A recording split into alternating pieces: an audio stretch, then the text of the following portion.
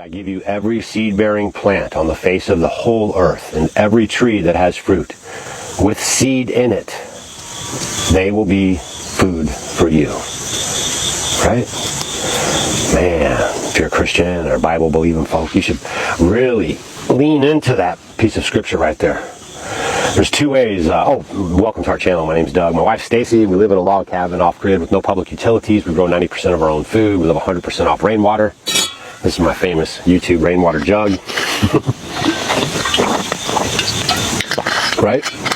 We poop in buckets and we are the ungovernable.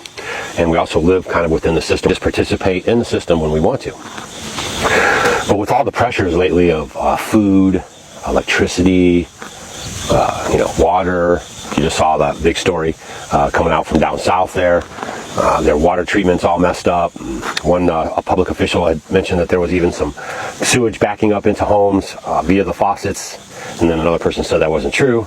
But the bottom line is they had so much water problems down there, kind of like Flint, Michigan a couple years ago. They actually ran out of bottled water, and they're fighting all this water problems, right? So our thing around our channel here, Off Grid with Doug and Stacy, and our Facebook page, and our Homestead Homie group on Facebook page, is that we teach you guys how to live, kind of the way God intended. And for some of you, it might mean something a little bit different, but I think we all have the same base, which is that we should turn to Him for our provision and not man. And as we can see things going on in the world and even our own country, the United States, we can see that man, once they have control over your food and over your water and over your electricity, they plan to make slaves of you. Okay? And so all of our videos are geared towards helping you break free and be independent, also while forming community. Okay? So in this video, one of the things we're talking about lately, a lot of people are talking about, is food. And I'm watching food lines in France. I'm watching food pressures all around the globe in Sri Lanka. No food, right? So you're going to see a lot of food pressure coming on even in our own country, right? Our own, labs and people are now actually making food that doesn't produce seed, right? That's called genetically modified food.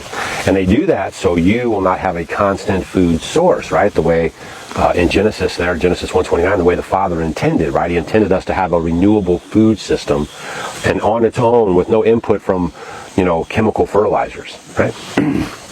But now man is actually developing seeds that do not generate more seeds. So every year the farmers have to come back to the man to get seeds to make the food, right? So we want to get you guys away from that. There's food all around you, and what we want to look for is heirloom type of food, right? So if you're shopping for seeds for next season, which I suggest you guys get on that right now, don't wait till next year. Get on your seed purchases for next year right now, right? And try to find some heirloom seeds. Heirloom seeds are seeds that were grown in your area over multiple generations, okay? And they're building tolerances to your area, to the climate, to the way they produce, just everything about it. They adapt to the water, the sun, everything, okay? That's why heirloom seeds are the best. You don't want to try to, if I'm living here or if you're living in Alaska, you don't want to try to grow pineapples. So you want to try to grow food that is relevant to where you live. That's why eating close to your area also helps you with allergies and all this other kind of stuff, right?